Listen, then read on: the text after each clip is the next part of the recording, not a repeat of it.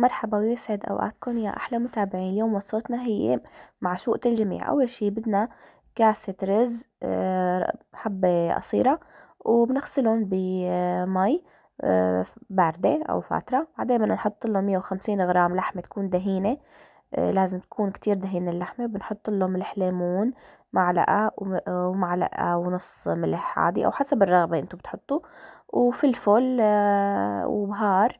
بدنا نحط كمان شوي زيت نباتي، بنفركهم منيح حتى يختلطوا. بعدين بدنا نستخدم ورق عنب.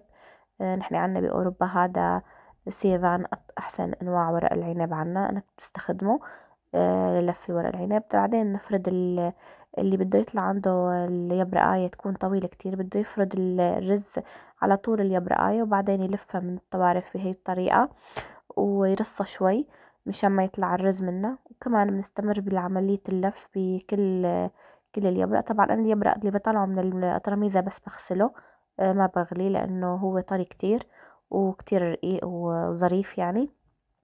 وطبعا الكل يبرقات طلعوا معي بنفس الكمية. أنا حطيت هون لحمة، لحمة خروف شقف. أنا ما طبعا اللحمة حسب اختيار، فيكم تحطوا لحم بعظمه، فيكم تحطوا لحمة شقف، فيكم تحطوا الدجاج.